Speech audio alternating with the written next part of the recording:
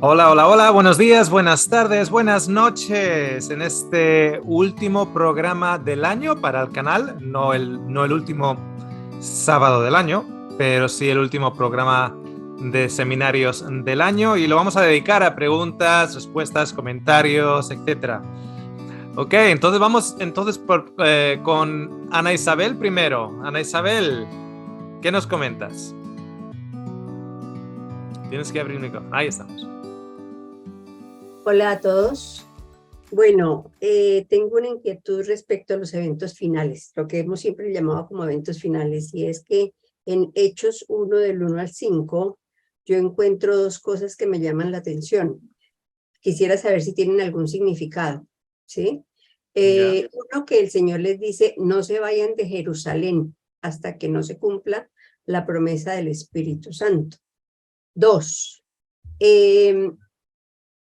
nosotros debemos esperar una lluvia masiva del Espíritu Santo, aparte de que el Espíritu Santo le va siendo dado a cada persona. Mm. Ok. Hay un concepto que se conoce como la lluvia tardía, la lluvia temprana, la lluvia tardía, una réplica, digamos, de Pentecostés.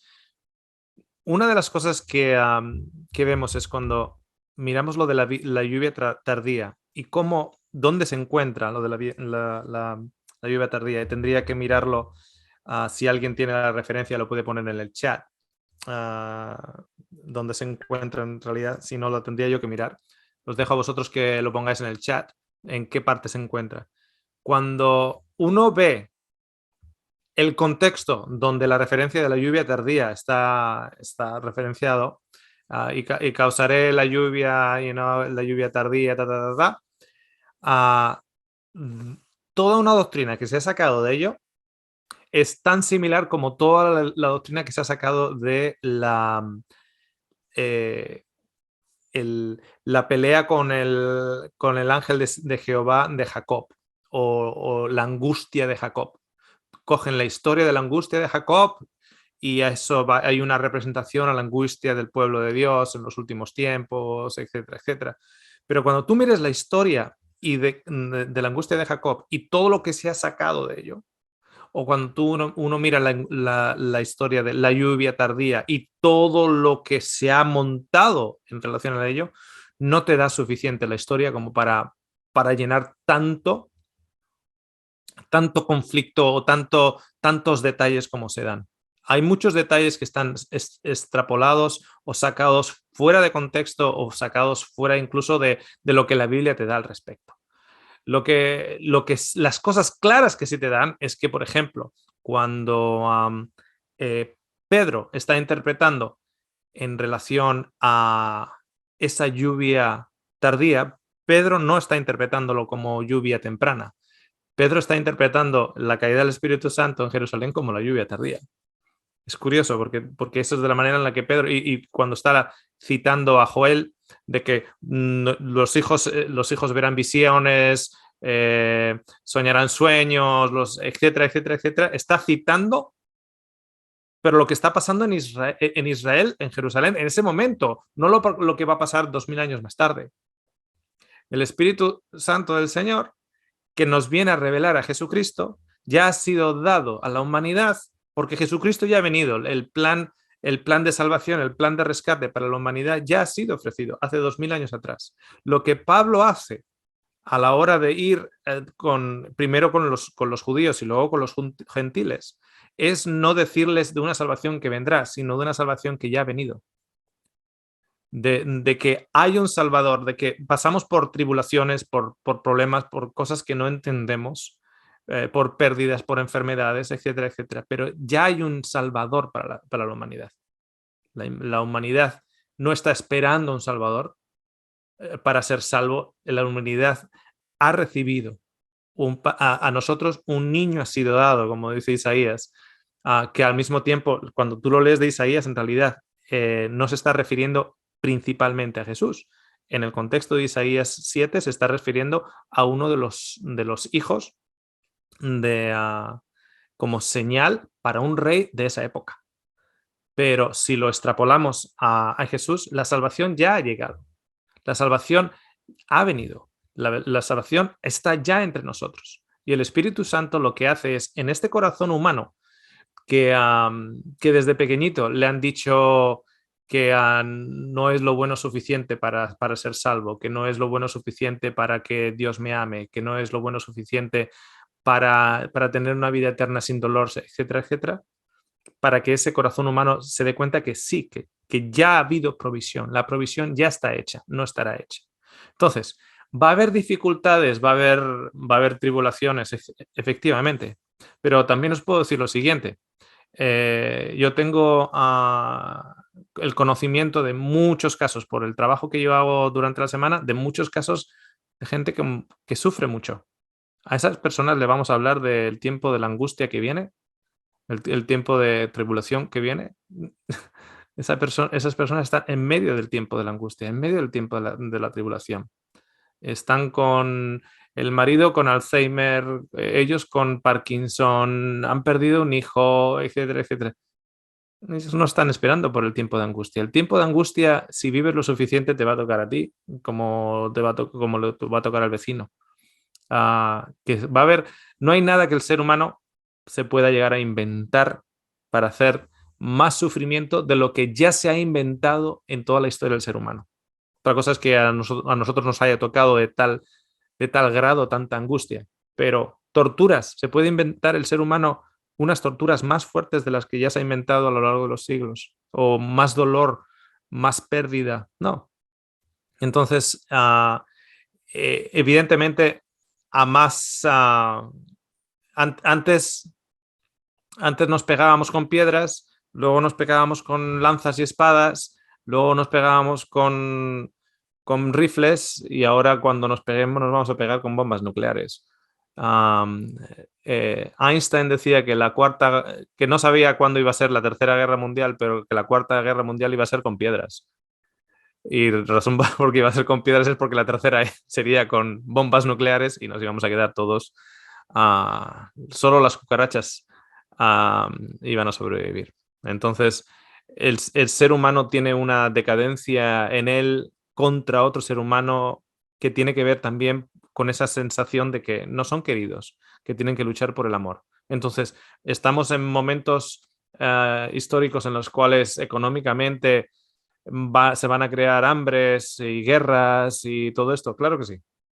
Y el volumen ha aumentado, claro que sí, porque la sabiduría humana con referencia a de qué manera poder hacer más daño al prójimo ha aumentado. Claro, no es lo mismo tirarte una piedra que tirarte una bomba encima. Pero también, ¿qué nos dice Jesús al respecto? Cuando veáis todas estas cosas, no os preocupéis. Mirad hacia arriba, vuestra redención está viniendo. Entonces, no nos preocupemos por ello.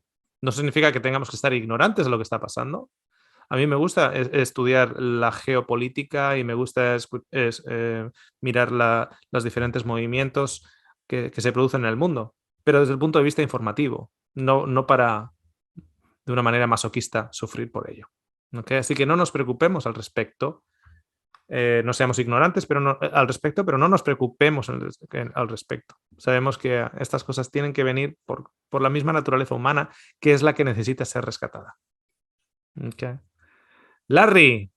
Hola, hola, ¿cómo están? ¿Cómo están a Muy todos? bien. Es un gusto otra vez estar acá con ustedes. Yo sé que me había perdido los estudios por estas últimas semanas, pero yo soy miembro de una iglesia acá en Tennessee y es un grupo muy pequeño, hemos estado súper ocupados. Entonces, los tiempos no me habían dado para poder entrar, pero es un gusto estar acá. Yo quisiera saludar a todos y espero que todos estén excelentemente bien. Y pues la verdad es que yo quisiera solamente agradecerle a usted porque me la he pasado escuchando el trabajo que yo hago es operar máquinas, maquinaria pesada, entonces me da para tener audífonos y aventarme audios y audios y audios y audios. Y he escuchado mucho de usted. Y eso, nosotros, usted y yo tenemos un amigo en común de acá de Tennessee. Yo estoy seguro Ajá. que sabe quién es. Si es de Tennessee, me Entonces, imagino quién es el amigo común. claro, él es un gran amigo de nosotros también, de mí y mi esposa. De hecho, la traigo manejando porque yo quería entrar. Entonces, este, de ahí empezó la curiosidad, bueno, desde la pandemia empezó la curiosidad de que había algo más allá de simplemente reunirnos los sábados, de ir a la iglesia y cumplir con ciertas normas, ¿verdad? Entre comillas. Y, y la verdad la curiosidad pues me llevó a estudiar, pero sin respuestas. Cuando conocí al amigo en común, él me ayudó a entender muchas cosas, estudiando con él y todo. Entonces, cuando me topé con sus videos, bueno, de hecho mi esposa se topó con sus videos primero, le dijo, mira, deberías escuchar a él porque hay muchas cosas que tenemos, muchas preguntas que tenemos y con sus videos las responde de una forma muy objetiva y de una forma muy clara. Empecé a escucharlo y yo solamente quiero agradecer a Dios porque eso a mí me dio como paz y sobre todo libertad de muchas cosas. Como que algunas cadenas fueron rotas y ahora el pensamiento se me ha vuelto más abierto. Todo lo que menciona usted de ver el sufrimiento de otras personas, ahora lo veo. Antes yo lo daba por sentado, ¿no? Yo decía, no, pues es normal. Ahora lo veo y ahora creo que la forma de ver la vida ha cambiado mucho, ha cambiado de una forma radical. Entonces, yo y mi esposa estamos, pero bien contentos, estudiando, aprendiendo y la verdad es que siempre hay algo para poder aprender. Dios no es un Dios que está en el pasado, eso lo he aprendido, ¿no? Es un Dios vivo que podemos vivir el día de hoy en este momento. Y eso a mí me da una gran alegría, una paz, como no puedo explicarla. Y la verdad es que yo con todo esto he aprendido a ¿cómo se podría decir? Como a tomar las cosas diferentes. Cuando me tomé con el versículo de Primera de Corintios 13, yo no lo entendía cuando dice que si tuviese voces angélicas, si tuviese todo el dinero del mundo entre palabras, ¿no? Pero no tengo amor, es como metal que resuena. Y yo decía, ¿a qué se refiere con esto? Entonces, estudiando con usted, bueno, viendo los capítulos y todos los estudios que ha tenido, llegamos a la conclusión de que Dios es amor y en todos los aspectos es amor. Todas las cosas que a veces hacemos extras o que hacemos como por tradición o se podría decir como por costumbre, vienen a ser como metal que resuena si no tenemos amor. Y yo le agradezco de verdad a usted. Yo tengo muchas preguntas, de hecho tengo más preguntas que respuestas todo el tiempo que estudio, que trato de aprender algo, pero yo estoy agradecido con Dios porque la verdad es que me ha dado la oportunidad de poder recibir ese entendimiento, aunque sea poquito, pero de una forma pero muy positiva. Y eso ha cambiado la vida de mí, de mi esposa. Y nosotros somos líderes de un grupo pequeño, bueno, de una iglesia pequeña acá en Tennessee. Y la verdad es que eso nos ha ayudado para poder llevar el liderazgo a nuestra iglesia y llevarlo a los pies de Jesús. Alejado de tradiciones, alejado de costumbres, sino llevarlo a los pies de Jesús, porque Jesús es el que importa. Las demás cosas pues van por ahí van, ¿no? Entonces, yo le agradezco de verdad, infinitamente por eso. Yo sé que muchas personas le agradecen también a usted. Y algún día quisiera conocerlo en persona o algún día hablar con usted en persona, por teléfono, no sé cómo sea, porque sí, hay muchas cosas, muchas preguntas que yo quisiera tener estudio con usted personalmente o ya sea por Zoom o algo. Cuando vaya por ahí por Tennessee para ver al amigo común. Cuando, cuando pase por Tennessee a ver al amigo común. Ah, muchísimas gracias. Veo aquí en los comentarios también a Jacqueline, que también comparte el mismo sentimiento de libertad, de esas cadenas que han caído, de cuánto formalismo y rutinas nos han rodeado, que en realidad al final se convierte en una telaraña que no nos deja ni movernos y nos inhibe de tener ese sentimiento de empatía con el sufrimiento humano. Al fin y al cabo, el que podía dar un estudio bíblico era Caifás. María Magdalena posiblemente no te podía dar un estudio bíblico. Sin embargo, es el Evangelio de María Magdalena el que Jesús dijo que había que predicar, no el Evangelio de Caifás. El Evangelio de la prostituta, no del sumo sacerdote. Curioso, ¿no? Yo siempre suelo decir que entre el samaritano que no tenía y no seguía la Torá como la seguían los judíos, etc., y el sacerdote y el levita, que pasaron de largo y no ayudaron al hombre herido, el que verdaderamente tiene la doctrina correcta es el samaritano, porque hemos asociado que la doctrina es saber los conceptos y unir los versículos los versículos en tal manera que todo tiene sentido. Y eso te lo podía hacer el sacerdote, eso te lo podía hacer el levita, eso no te lo podía hacer el samaritano. Pero eso no es la doctrina.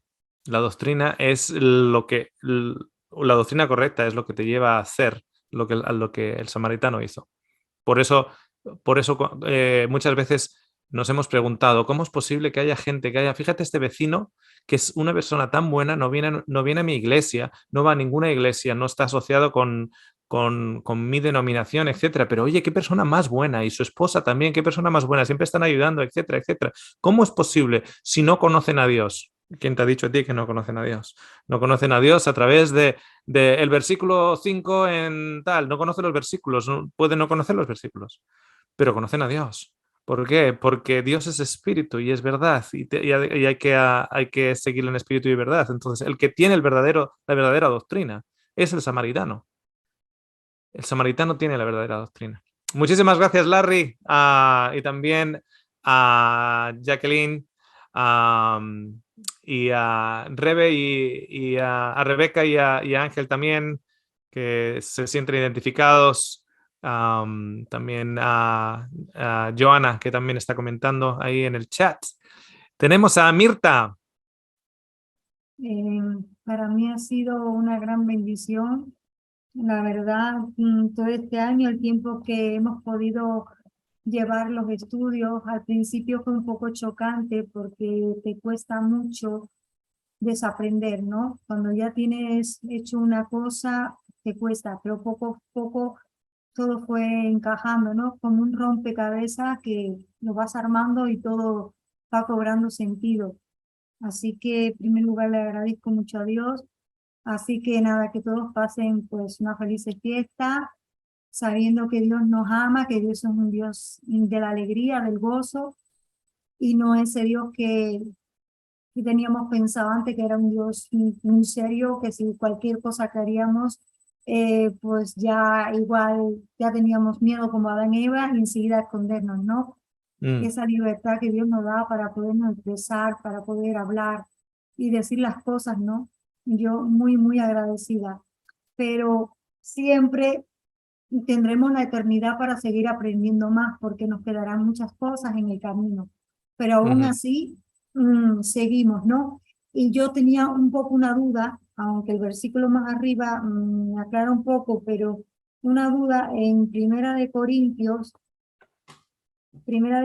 capítulo 3, el verso 17, que dice, si alguno destruye el templo de Dios, Dios lo destruirá a él. Porque Primera de Corintios 3.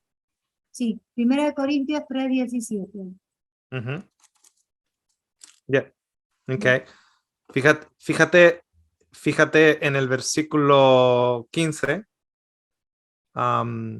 Si la obra de alguno se quemare, él sufrirá pérdida. Si bien él mismo será salvo, aunque sí como por fuego. Hay una destrucción de este templo. Este templo no, y cuando hablamos de este templo, también Pablo en mismo Corintio habla, en segunda de Corintios, habla de este templo, el templo de la carne, pero también con sus inclinaciones, o sea, esa unión que incluso mentalmente tenemos con este cuerpo en sí, físico, ¿no? Ten en cuenta que carne y sangre no heredarán el reino de los cielos. O sea, todo eso va a ser destruido, va a haber una destrucción.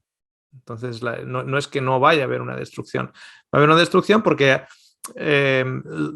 yo suelo contar, un amigo mío es ingeniero de sistemas, y cuando acabó la carrera le contrató una fábrica para reorganizar los sistemas. ¿Qué significa? Que había diferentes máquinas, entonces esas máquinas estaban organizadas en el organigrama de una manera, y él se encargaba de mirar dónde se estaba perdiendo el tiempo, por qué esa máquina está en un lado de la producción y la siguiente máquina que tiene que estar en línea está en el otro lado de la fábrica. Entonces había mucha pérdida, etc. Entonces había que reorganizarlo, había que reorganizar todas esas máquinas. Y llegó un momento en esa reorganización que al empezar a reorganizar había que poner entre media de máquinas, tenía que poner productos nuevos o maquinaria nueva.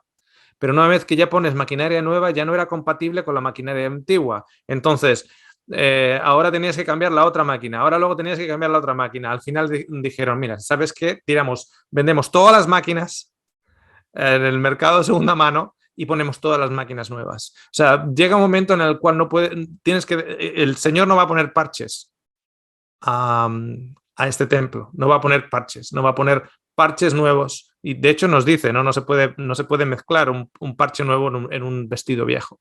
El vestido viejo va a ser quemado para ponerse en inmortalidad. Entonces sí que hay una destrucción.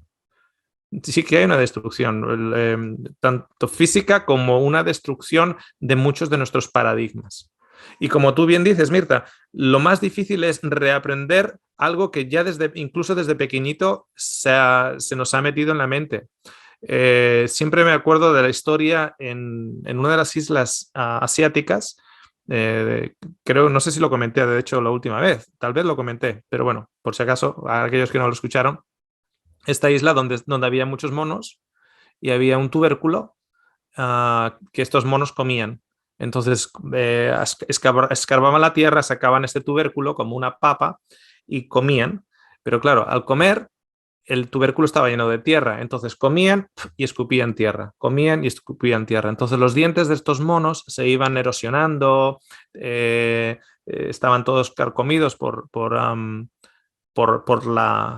la arenilla de la tierra, etc. Bueno, pues curiosamente, unos científicos le enseñaron a un mono joven, le enseñaron lo siguiente. Cogieron al mono, el mono estaba cerca del río, cogieron al mono y enfrente del río los científicos cogieron este tubérculo, esta papa, podríamos llamarlo así, y le limpiaron con el agua del río, limpiaron la papa.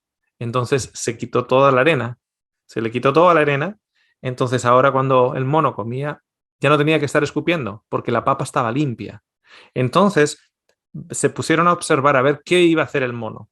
Bueno, el mono fue primero a sus compadres más o menos de su misma edad y les enseñó, curiosamente, les cogió la papa toda sucia, los llevó al río, etcétera, y les enseñó cómo limpiar la papa, cómo lavarla, etcétera, para que de esa manera no tuvieran que comer y escupir, sino que pudieran disfrutar de la papa. Al cabo, y el crecimiento fue exponencial, o sea, fue exponencial.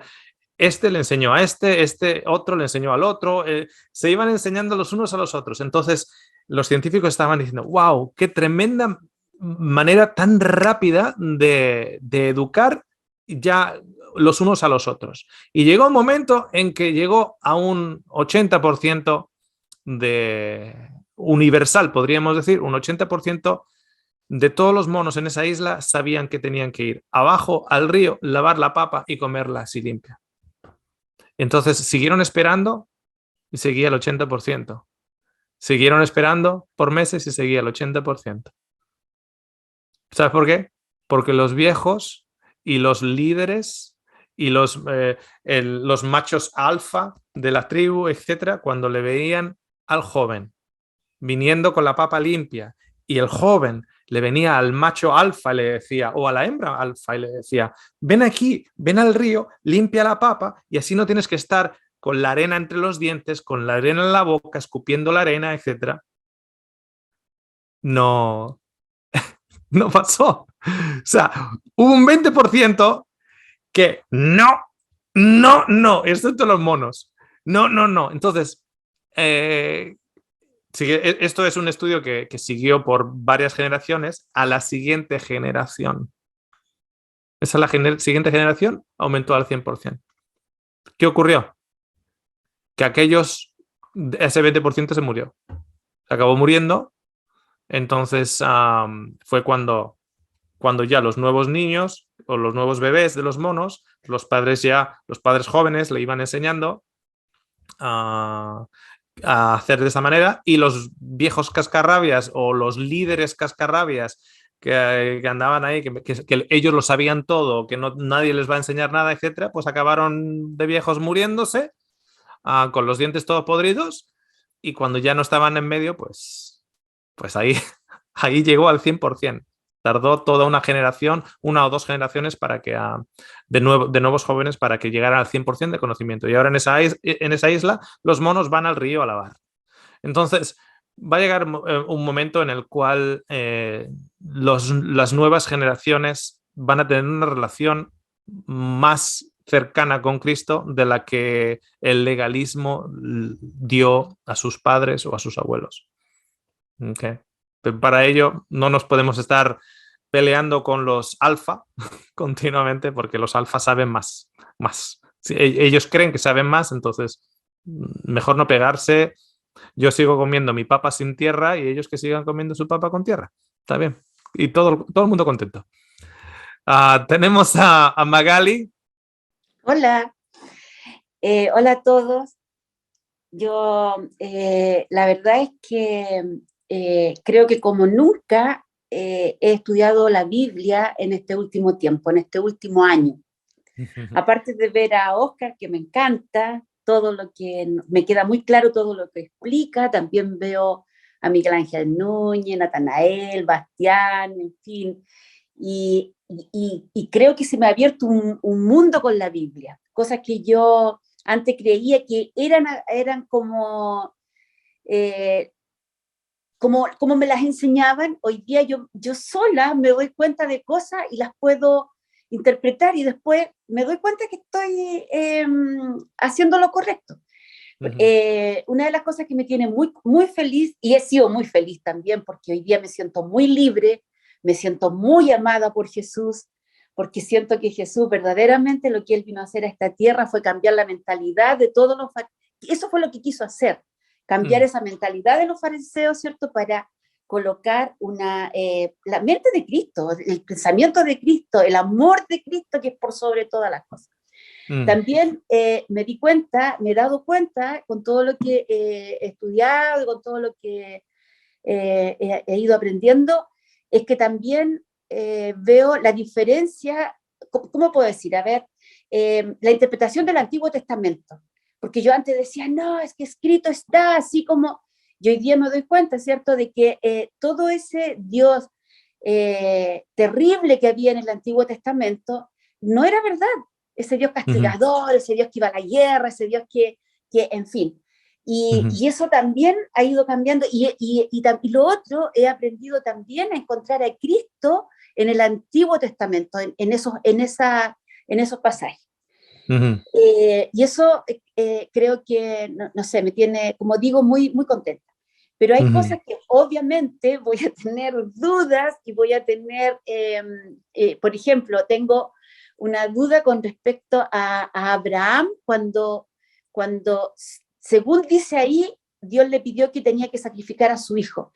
Yo no creo en eso, porque yo no creo que Dios pida a un padre que sacrifique a su hijo. Entonces, lo que pasa es que bueno, yo todavía sigo yendo a la iglesia, a pesar de que hoy día he tenido muchos problemas, porque me he metido en muchos problemas en realidad con todo lo que yo he ido aprendiendo. De hecho, no sé, yo creo que de repente me van a echar y todo, porque de hecho un día dije que yo no creía que la iglesia tuviera toda la verdad, porque yo sentía que en la Biblia había una verdad mucho más profunda que toda la verdad. Y se me ocurrió decir también que estábamos como la iglesia de la Odisea, donde nos sentimos muy orgullosos y Dios nos dice, ¿qué cosa? Que en realidad no somos nada.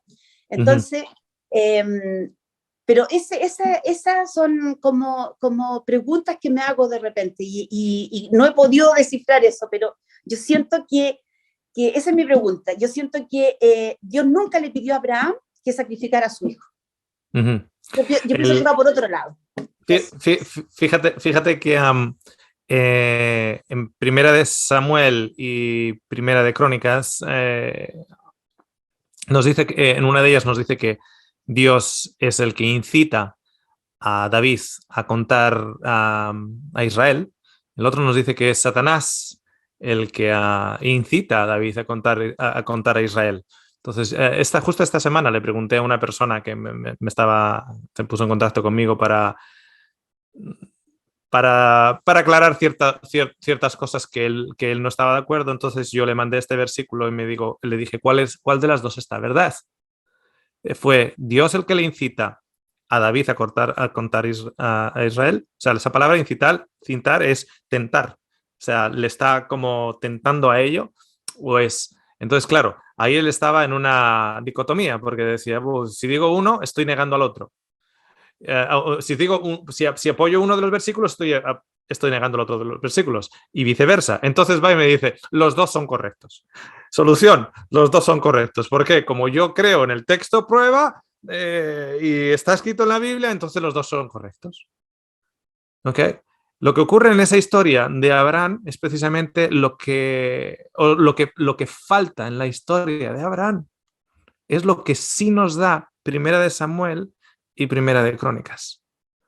Primera de Samuel y Primera de Crónicas nos da que un autor está diciendo fue Dios el que le está tentando, y el otro nos dice fue Satanás el que nos está tentando. Y a esas dos historias todavía nos falta lo que Santiago nos dice, porque dice Santiago que Dios no tienta a nadie, entonces tiene que ser Satanás. Y luego nos dice, lo que somos sentados somos nosotros mismos con nuestros propios deseos. O sea, ni siquiera está diciendo, no es Dios el que tienta, para clarificar Primera de Samuel o Primera de Crónicas, sino que somos nosotros, somos tentados por nuestros propios deseos e inclinaciones. O sea, que nos pone hasta una tercera opción. Santiago nos pone una tercera opción, no nos está diciendo ni es Dios ni es Satanás, somos nosotros mismos tentados por nuestros propios deseos. Entonces, ¿qué ocurre? Que tenemos en el Antiguo Testamento dos versiones de la misma historia, atribuyendo esa versión a una versión a Dios y atribuyendo otra versión a Satanás. En la historia de Abraham solo tenemos una de las versiones. Y la versión que se nos da es la de Dios le dice a Abraham, mata a tu hijo. ¿Qué nos falta? La otra versión. Satanás le incita a Abraham a matar a su hijo. Pero ¿qué nos falta por encima de todo? La tercera versión, la que nos dice Santiago, que somos tentados por nuestras propias concupiscencias, por nuestras propias inseguridades, por nuestros propios miedos. Ese hombre le ha sido infiel a su esposa. Ese hombre ha dado a su esposa para Faraón. Luego se ha acostado con una egipcia. Luego esa egipcia, además, a ver, no seamos tontos, que el hombre tenía 70 tacos, tenía 70 años, y la otra, como mínimo, tenía que estar premenopáusica, porque se quedó embarazada. Así que por lo menos le sacaba 30 años. ¿Ok? Que era el Anthony Quinn con la jovencita. ¿Ok? Aquí no nos imaginemos que si tú empiezas a tirar para atrás, si tienes 70 años, la otra tiene 20, 10 años antes hubiese sido pediatría. ¿Ok? O sea, 10 años antes hubiese tenido 10 y Abraham 60. o el equivalente, me refiero a ello. ¿Ok? Entonces, la versión que tenemos, que tenemos dos versiones para el mismo evento con David en el Antiguo Testamento, y luego tenemos lo que nos dice Santiago, que David es tentado por su propio ego, por su propio, hey, tal. Me pregunto cuánto es por su propio ego que tiene el ser humano, que es nuestro mayor enemigo. Tenemos tres versiones, dos en el Antiguo Testamento, pero con la historia de Abraham solo tenemos una. Solo tenemos una. Dios le dice, mata a tu hijo. O sea, Dios le está incitando, le está tentando, le está poniendo a prueba con una tentación. O sea, fijaros la burrada que es eso.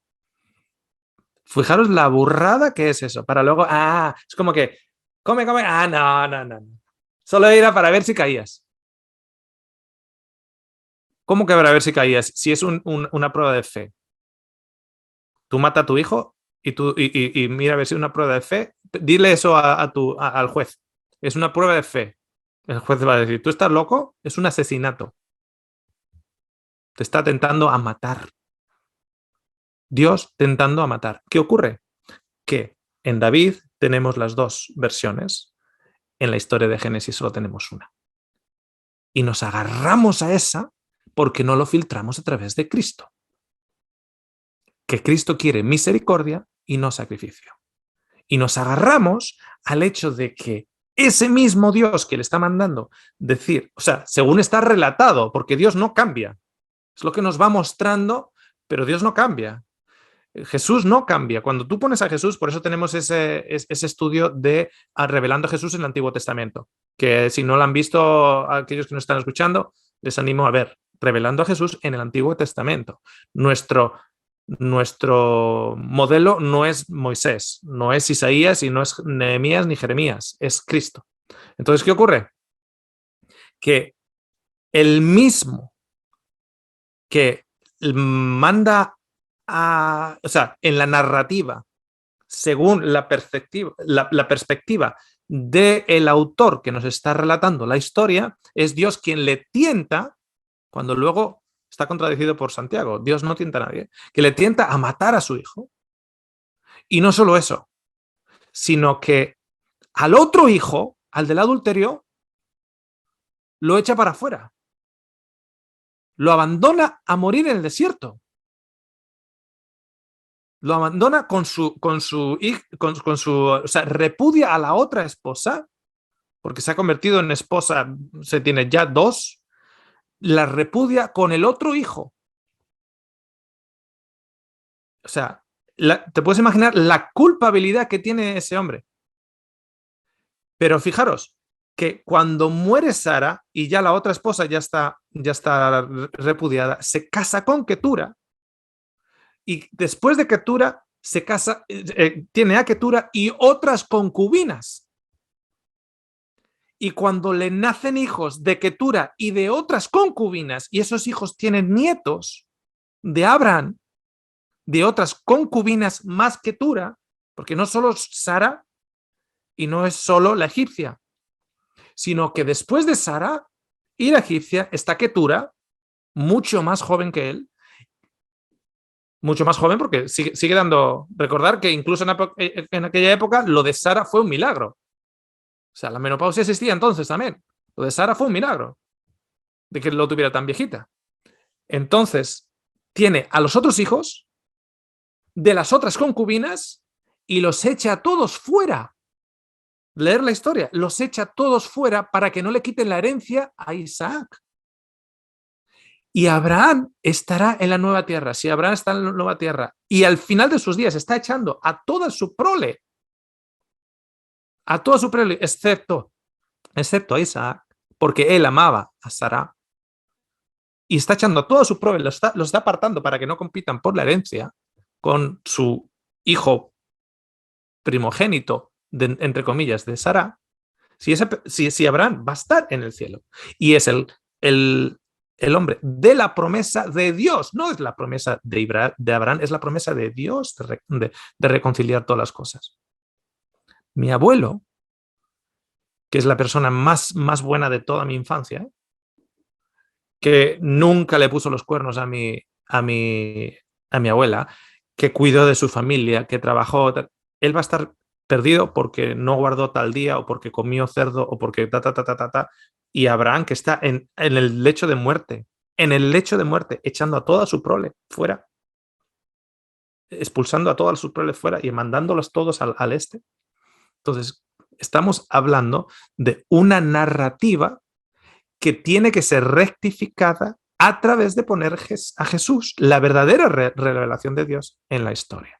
Entonces, con relación a Abraham, le pide Dios, es en esa narrativa sí, lo que nos falta es la otra narrativa, la que nos dice, Muy le bien, pidió Satanás, perfecto. o Entonces, sus propios miedos o concupiscencias. bien, entonces el estudio, a ver, habías dicho es revelando a Jesús. Revelando a Jesús en el Antiguo Testamento, el camino a Emaús. Muy bien, tenemos creo que menos de 15 minutitos y tenemos 3 manos. Dentro de esas 3 manos, que aunque no la ves en pantalla, tenemos a Margarita que estaba desde el principio, pero no puede habilitar su cámara.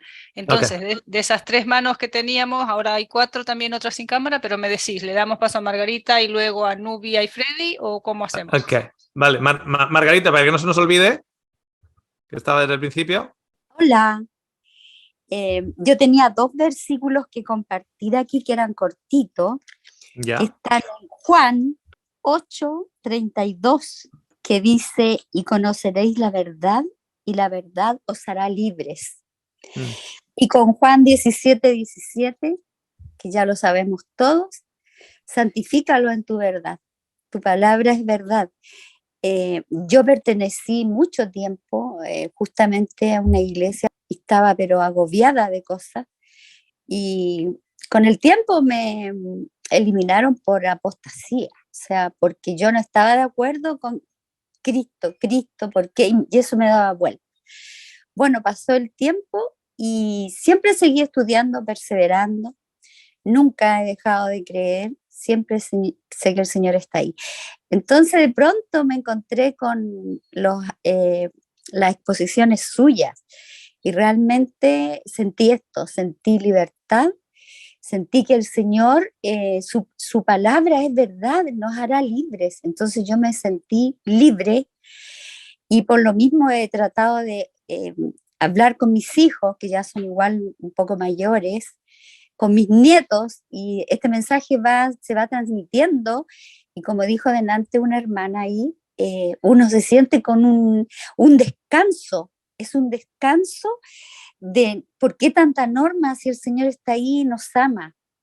Los testimonios que ha dado usted de su esposa, que son maravillosos, de que aún la sigue amando, ese pacto que hizo de por vida, de volver a encontrarse al amor de su vida. Entonces, una cosa maravillosa, Dios está en usted, Dios está obrando en cada uno de nosotros, y yo creo que eso, porque las denominaciones, cuando nos reunimos, empiezan los preceptos, las normas, las cosas, y yo no siento miedo ahora de que vas a hacer esto y va a pasar esto otro, te vas a morir y que Dios, en fin. Entonces yo quiero que sigamos estudiando y que ninguno tenga la intención de volver a congregarse en otra cosa y ponerle nombre. El otro día lo entrevistaron a usted y le dijeron, ¿ustedes pretenden volver a tener como otra denominación? Y esto Sí. es. Entonces, eso yo quiero dejar, que es muy lindo, que yo lo he sentido, y ojalá Dios siga obrando en cada uno de nosotros y no nos haga perder el norte, donde vamos es que mirar al cielo, que estamos de paso y somos ciudadanos del cielo, entonces queda poco tiempo, entonces yo creo que eso es muy valioso, descansamos, uno descansa. Así que eso yo le agradezco y agradezco a cada uno de los que ustedes exponen, de que se juntan, de que aprendemos. El Espíritu Santo de Dios está obrando. Eso es lo que yo quería decir y muchas gracias. Y saludos a todos. Muchísimas gracias, Margarita. Y sí, como bien dices, lo que nos faltaba, una nueva más. Ya tenemos 7.000 denominaciones de más como para encima crear una nueva. Sí, lo que no nos falta una más denominación, nos sobran 7.000. Así que muchísimas gracias. Y por lo que también le toca, yo sé que Yo sé que todo esto, esto lo he comentado muchas veces, ¿no? Cuando mi esposa me decía, ¿no? La gente cuando nos conoce, Oscar, está con nosotros, etcétera, nos dice que me gustaría tener vuestra fe o me gustaría tener tu fe en Verónica o lo que sea. Y luego mi esposa me decía, quieren nuestra fe, pero no quieren a nuestro Dios. Si les hablamos de nuestro Dios, no quieren saber de nuestro Dios, porque es un Dios que no solo va a salvar al drogadicto, sino también al que le vende la droga al drogadicto. Entonces los padres quieren que Dios salve a su hijo drogadicto, pero que condene al traficante. Entonces mi esposa decía, quieren a nuestro Dios. O sea, pero quieren nuestra fe, pero no quieren a nuestro Dios. El otro día, y además a mí siempre me gusta ratificar eso, el amor por mi esposa. Yo pienso en mi esposa todos los días. Yo tengo una foto de ella, yo cuando abro el móvil es ella, o sea, cuando activo el móvil es su foto, etc. El otro día estaba en el hospital, trabajo 3 días de los 5 días a la semana tenemos la clínica online y también el hospital. Estaba en el hospital, estábamos en el comedor y estaba yo así y viene una enfermera que yo creo que tendrá, no sé, 34, 35 años, una cosa así. Sé que es soltera, etc. Y venía, yo estaba con otro chico, con otro compañero de trabajo, y venía y empezó a coquetear o trataba como de coquetear conmigo de una manera. Entonces, si fijáis en la pantalla, yo estaba así, hablando con mi amigo, y ella estaba coqueteando. Entonces, yo en ese momento hago así y doy la vuelta a mis brazos, a mis manos para que viera el anillo de 8 dólares de Amazon aquí y salí para afuera. Y mi amigo se dio cuenta y dice, me he dado cuenta de lo que has hecho. Le digo, ¿lo qué? Me dice, estabas con las manos así y cuando te empezó a coquetear, diste la mano de vuelta, moviste la mano para mostrarle el anillo. Pero sí, o sea, porque lo repito 1000 veces, yo he sido muy bendecido. Yo he sido muy, muy bendecido. Y ahí, sí, mi esposa no está aquí conmigo físicamente, pero en mi corazón, en nuestro recuerdo, está siempre con nosotros, siempre con nosotros. He sido muy afortunado. Así que el crédito de todo esto es el hecho de que, bueno, había ciertas cosas que yo públicamente no podía decir mientras mi esposa estaba con vida porque a ella le iba a llegar fuerte por parte de ciertos familiares de ella, etcétera, le iba a llegar, porque ya éramos locos antes, cuando ya empezamos a presentar de que Dios no mataba, etcétera, ya éramos locos, ya ciertas personas se distanciaron de nosotros y son personas que de una u otra manera ella tenía mucho cariño. Entonces yo había ciertas cosas que públicamente mientras ella estaba con vida ella iba a sufrir por sufrir. Así que, pero sí, esta valentía en realidad yo siempre digo que no es valentía cuando no tienes nada que perder. Y yo en estos momentos no tengo nada que perder. No tengo nada que perder. Vivir es Cristo, morir es ganancia. Tenemos 2 últimos comentarios de Nubia y Freddy. Quiero contar un testimonio que me pasó en esta semana. Yo me estaba congregando y resulta que yo le dije a mi líder que estaba tomando unas charlas, un estudio por Zoom con Oscar Sande. Entonces le mandé la invitación, pues le compartió uno de los videos. Entonces ella le informó a la pastora. Entonces la pastora, eso fue el viernes, ayer, me llamó y me dijo que Irma le había comentado que yo estaba en un estudio por Zoom. Bueno, entonces yo le dije que sí, que yo llevaba ya como 4 meses con estas charlas por Zoom y le comenté. Entonces me dijo, bueno, yo necesito saber qué vas a hacer, porque nosotros cuidamos a nuestro rebaño. O sea, una cobertura. Entonces, ¿prefieres seguir con las charlas o prefieres seguir en la congregación, aquí en la iglesia con nosotros? Nosotros te hemos abierto los brazos y bueno, y lo que se dice. Entonces le dije, Ujú. entonces me dijo que si ya me salía, yo ya no iba a tener la cobertura de Cristo. Eso me cayó como un Ya. baldado de agua y entonces yo le dije, pastora, le agradezco mucho que me hayan recibido en la congregación. La verdad que me sentía ameno, pero a la final me sentía vacía porque yo sentía que las personas que estaban allí tenían parte de hipocresía, que no sentían el amor de Cristo hacia los demás, sino como que tenían una preferencia por otras personas. Entonces me dijo, vale. Entonces, ¿qué decides? Entonces dije, yo sigo con las charlas, sigo con el estudio de Zoom, pastora. Y yo sé que yo Ujú. tengo la cobertura de Cristo en mi vida y también Ujú. en mi familia. Y la verdad, le agradezco mucho que me hayan recibido con los brazos abiertos. Y Ujú. la verdad que ahora mi conocimiento es mucho más grande de lo que estaba anteriormente, donde se enseñaba lo mismo por lo mismo. O sea, no crecíamos espiritualmente, pero ahora que yo estoy en estas charlas con Oscar, mi mente como que ha explotado. De todas maneras, le agradezco, pero sí, pienso seguir Ujú. con Oscar Sand en los estudios. Muchas gracias, Nubia. Muchísimas gracias, Nubia. Fíjate que es triste que haya o que se nos dé opciones de elegir, o esto o lo otro. No puede ser las dos. No, o esto o lo otro. Si son en diferentes horas. si son en diferentes horas. O sea, ¿por qué tiene que ser uno o lo otro? La historia que conté de los monos, una de las cosas que se me olvidó es lo siguiente. Ese monito no se fue. O sea, no dijo, mira, yo tengo mi papa limpia, yo ahora voy a dejar a esos locos que sigan comiendo su papa con tierra. No. Fue al grupo. Fue al grupo y trató de decir al grupo, mira, llegó un momento en el que fijaros que ya los grupos se hicieron dos grupos, se hicieron ese 20% de los que comían con la tierra, la papa, y luego el 80% que comían. Pero ¿qué ocurre? Que los que comían con la papa limpia, curiosamente, pues cuando hacían bromas con los monitos, hacían bromas, hacían chistes o lo que sea, estaban comiendo la papa limpia, y los otros 20% estaban comiendo la papa sucia, pero ellos por su cuenta. Y de repente se levantaba un mono alfa, uno de estos que estaban comiendo la papa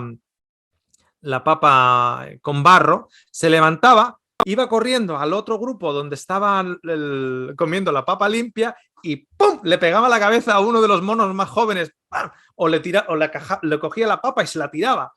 O cogía la papa y se la manchaba de barro para que el pobre mono tuviera que ir nuevamente al río a limpiarla, etc. O sea, es como que ni come ni deja comer.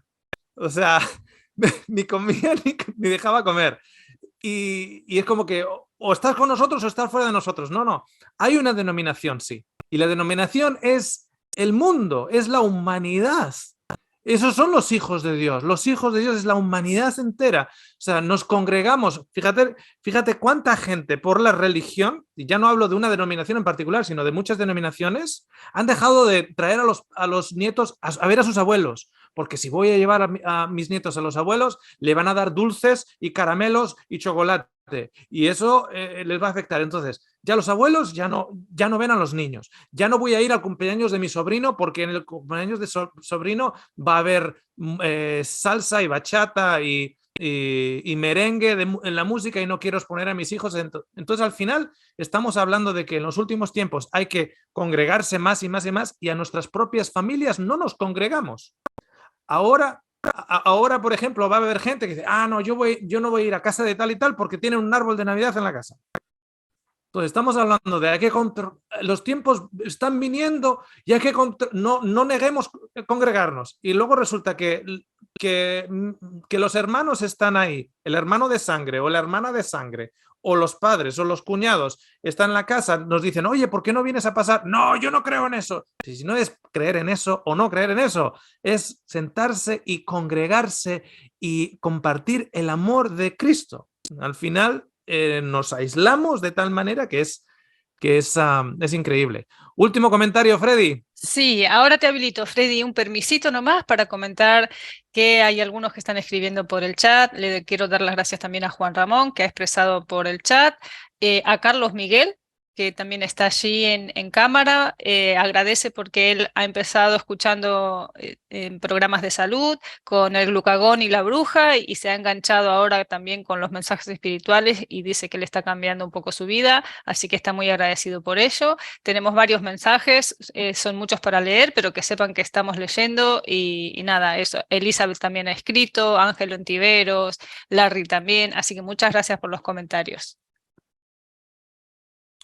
Ahí, Larry tiene abierta la iglesia ahí en Tennessee para todos aquellos que necesiten un lugar de congregación en sí. Pero esto es una congregación, por cierto. No una denominación, pero sí que una congregación de amigos compartiendo el amor de Cristo. Cuando te juntes y tengas una experiencia bonita de compartir el amor con otro prójimo, ahí Cristo está con ellos, porque Él es amor. Entonces, creemos que congregarse significa estar bajo una bandera, bajo un nombre, en un lugar en particular. Eso es una locura. Tenemos, como bien apunta aquí en el chat, uno de vosotros, la serie, el seminario Casas de Luz. ¿Qué es congregarse? ¿Qué es congregarse? O sea, invitar a los vecinos a la casa y compartir el amor de Cristo, eso es congregarse. No aislarse, sino congregarse. Y no ser sectarios, porque el Señor ha venido a tirar las paredes y a tirar los muros, no para abrir muros. Freddy, último comentario. Dos cositas. Primero, cuando Oscar mencionó a Abraham. Mira, si tú piensas un poquito, Abraham en ese momento cuando fue a entregar a su hijo es como, mira, Señor, yo soy tan bueno, tan obediente, que hasta mi hijo lo doy una ofrenda para ti. De pronto el orgullo humano, el orgullo de nosotros, y en especial ese de creernos tan buenos y tan obedientes. Cuando Dios le dice que no toque a Job, que no lo mate, Satanás es tan obediente que no lo va y lo mata, hace exactamente lo que Dios le dijo que hiciera. No va y lo toca. Y vemos los fariseos siendo muy obedientes, guardando las leyes, guardando todo. Lo otro, congregarse. Sabes que, Oscar, que últimamente no he ido a congregarme mucho a la iglesia. Y la mayor razón es porque he venido pensando desde hace tiempo y digo, bueno, ¿y dónde está el resto de las personas?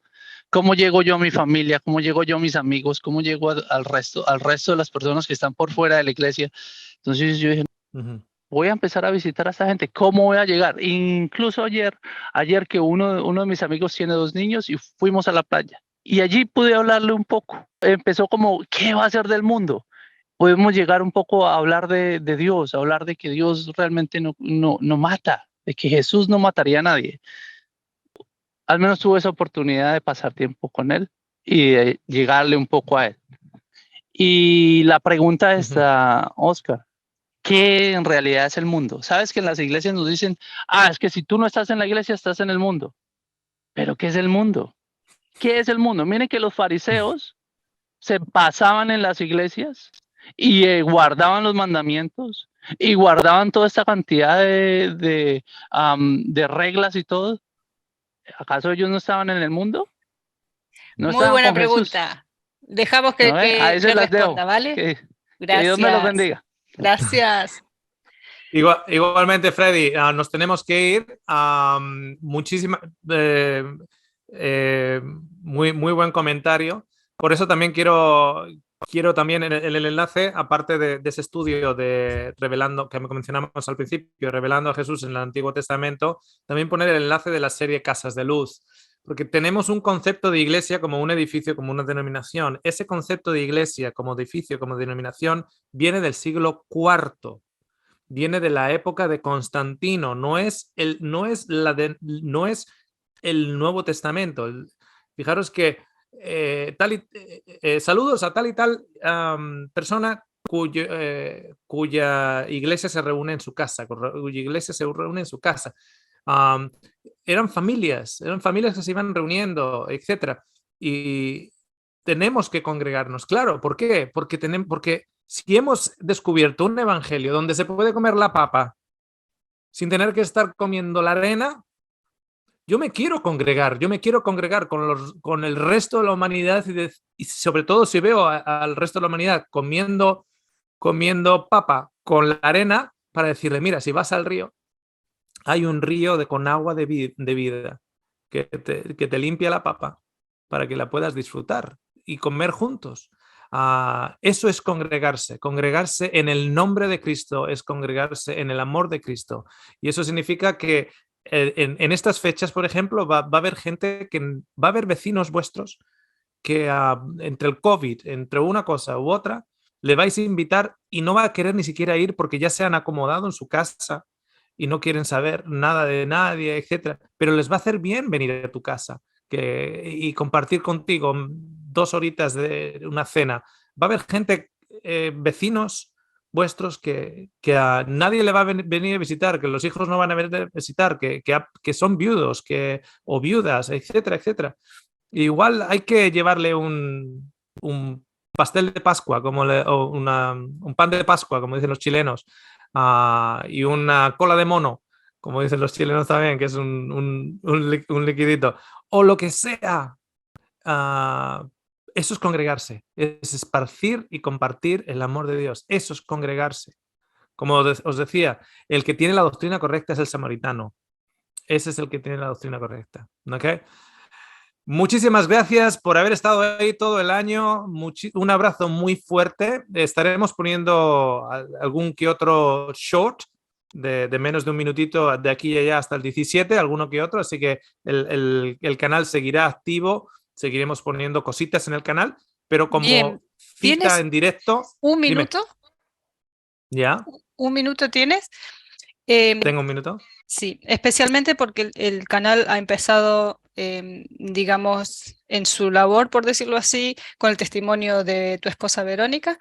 Quería, por mi parte, también hacerte una pregunta, un poco en bien de todas aquellas personas que ahora en estas fechas tan emotivas de las fiestas también están sin algún ser querido, y un poco qué palabras le dirías eso para esos momentos tan difíciles cuando a veces la pérdida es muy reciente, un poquito cerrar también con eso para eso, ¿no? Para darles esa esperanza, esas últimas palabras para compartir con ellos, por favor. Sí, muchísimas gracias, Mary. Si nosotros nos enfocamos en lo que no tenemos aquí, siempre vamos a tener necesidad. Siempre, siempre, siempre. Tenemos que enfocarnos en lo que sí tenemos. Yo me levanto todos los días por mis hijos en estos momentos. O sea, ¿a qué me refiero? Yo si mis hijos y mi mamá y mi hermano y mi cuñada y mis sobrinos y mi tío, o sea, la gente más cercana que tengo, digamos, mi genética involucrada con ellos de una u otra manera, en estos momentos no estarían. Yo tengo que buscar una razón para levantarme y la razón es no por mí. Yo no me puedo levantar por mí, yo me tengo que levantar por otro. Yo por eso me levanto. Yo me levanto a la mañana porque mis hijos me necesitan, mi madre me necesita, mi comunidad me necesita. Entonces yo me levanto a la mañana por ello. Lo que diría en estas fechas es lo siguiente. Ayer yo llevé al aeropuerto a mi hija mediana. Mi hija mediana va a estar un año fuera. O sea, en estas fechas yo he perdido a mi hija mediana, que es una tremenda ayuda en la casa, etcétera. Va a estar un año fuera. Y fue muy emocional en el aeropuerto, evidentemente. Entonces yo le di un abrazo y le dije, no hay nada que a nuestra familia, después de que mamá ya no está aquí, ya no hay nada que este mundo nos pueda tirar más. Mamá está al otro lado. Lo peor que puede pasar es que vayamos al otro lado donde está mamá. Es lo peor que lo que nos puede pasar. Entonces, no hay nada en este mundo que el mundo nos pueda tirar que sea tan malo que nos quite la esperanza. Porque nosotros lo que nos sostiene es la esperanza. Esa esperanza que es promesa de Dios de que hay un Salvador en este mundo, de que este mundo no ha sido dejado desamparado. Entonces, el abrazo con mi hija ayer en el aeropuerto fue Porque claro, va a la aventura, es joven, va a cumplir 21 años. Yo no tengo mucho que, no tengo una objeción moral, porque yo con 20 años me salí de la casa con una mochila, así que no tengo objeción moral para decirle que no.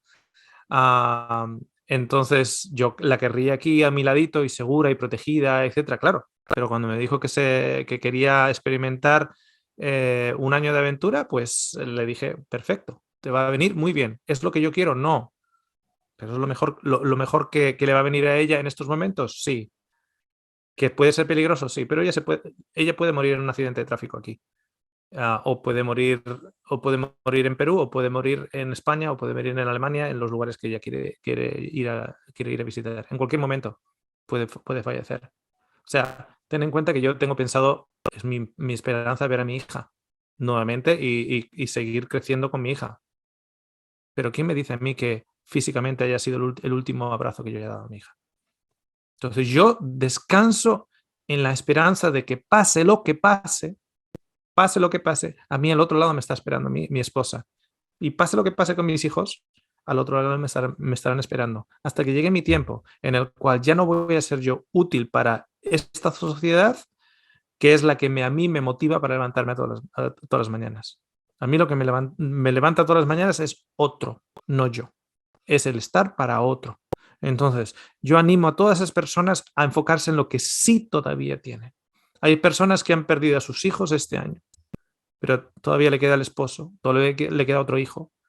Me llegó un testimonio la semana pasada, una persona que ha perdido de tres hijos, ha perdido a dos, la segunda recientemente. Solo le queda un hijo. Y esa persona no tiene esperanza, no tiene esperanza, es que por ti no te levantes por la hija que te queda. Tú te levantas por la hija que te queda. Y si esa hija también termina, por lo que sea, por las circunstancias de la vida, no estando aquí, pues te levantas por la viuda del edificio de enfrente. Te levantas por una madre que tiene un niño con autismo y la vas a ayudar. Te levantas por otro. No, Jesús se levantó por otro. Jesús vino aquí por otro, no por él. Entonces, eso es parte del Evangelio. La motivación del día a día que yo encuentro es levantarme todas las mañanas dando gracias. Y cuanto más gracias tengo, mi esposa decía, cada vez que me escuchaba decir más gracias, ella sabía que lo estaba pasando peor. Cuanto peor lo estoy pasando, más gracias doy. Cuanto menos se me escucha dar las gracias es porque estoy bien, todo está saliendo bien, perfecto. Cuanto más gracias doy, la gente dice, no, pero es que eso es demasiado simple y mi problema es demasiado grande. La razón por la cual es demasiado simple es porque simplemente es estar dando gracias. Y si no funciona a las 10 veces que doy gracias, pues sigo otras 10. Y si no funciona a las 10, sigo otras 10. Y si no funciona a otras 10, cojo el ukulele y canto la canción de dar gracias con el ukulele. Y salgo de cualquier bajonazo que me pueda llegar, agradeciendo y enfocándome en las cosas que sí tengo, no en las cosas que no tengo, que no están aquí. No tengo a mi esposa aquí. No me puedo enfocar en ello, porque si no, yo no me levanto de la cama a la mañana. Me pongo las sábanas por encima y me quedo ahí. Entonces, si 10 veces agradecer no vale, 20. Yo voy a salir a través de dar gracias. Y esto he salido 1000 veces. 1000 veces a través de dar gracias. Y buscar motivos fuera de mí y de mis intereses por los cuales yo levantarme. Entonces, para aquellos que estén en esa situación, dar las gracias. Gracias por lo que sí tengo. ¿En qué sentido? Yo no sé en qué dar las gracias. Dar las gracias porque tienes dientes que cepillarte. Dar las gracias porque tienes agua potable. Dar las gracias porque todavía te queda un hijo. Dar las gracias porque todavía tienes tu salud. ¿Que no tienes salud? Pues dar las gracias porque tienes servicio médico. ¿Que no tienes servicio médico? Dar las gracias porque no te está cayendo la lluvia encima mientras estás enferma. Encuentra motivos por los cuales dar las gracias. Empieza dando gracias y empieza encontrando motivos. En la peor de las circunstancias, en las peor de las situaciones, puedes empezar a dar las gracias por las cosas más mínimas. Yo tengo personas que me han dicho, el otro día no encontraba nada y di las gracias, me miré las uñas y me empecé a tocar las uñas y las uñas estaban súper fuertes. Hacía bastante que no tenía las uñas tan fuertes. Gracias, Señor, por las uñas que están tan fuertes. Te digo, cuando empiezas a enfocarte en lo que sí tienes, hay gracias y no paras. La gente me dice, ¿cómo puedes ir de viaje de donde vives a Melbourne, que son 3 horas, y estar hablando con el Señor 3 horas? Porque yo no lo estoy pidiendo al Señor por 3 horas. Yo le estoy dando las gracias al Señor por 3 horas. Y según voy pasando y veo una población en mitad de la noche, estoy en la autopista y veo una población, las luces de una población y ese pueblo está dormido, pues doy las gracias por ese pueblo. Que el Señor bendiga a esas familias que yo no conozco, etcétera, etcétera, etcétera. Y cuando dejo de enfocarme en mí y en lo que a mí me falta y empiezo a dar las gracias y en agradecer para otras personas, sí, yo puedo conducir 3 horas de aquí a Melbourne y estar hablando con el Señor por 3 horas en mi mente. ¿Okay? Entonces, eso es la manera en la que yo lo hago. Uno puede decir, pues, es una técnica. Bueno, para mí dar las gracias es mejor que la técnica de Okay. Prefiero dar las gracias y ser útil en la sociedad. ¿Okay? Y muchas gracias. Más allá de una técnica, si no recuerdo mal, es 1 de Tesalonicenses 5:18, ¿puede ser? Esa es la voluntad de Dios. Efectivamente. Así dice. En todo. Entonces, muchas gracias. Es la voluntad de Dios. Así es. Voy a poner, ya que lo has mencionado, debajo del vídeo voy a poner varios links de los vídeos que has recomendado, y también voy a poner el de el ukelele, el seminario de ukelele, y también voy a poner el de Con Dios en el Fuego, que es donde hablas ahí también acerca de dar gracias en todo tiempo. Ahora te dejo despedirte. Y yo también me despido. Okay. Gracias por todo a todos. Chao a todos. Muchísimas bendiciones. El Señor es bueno. Siempre.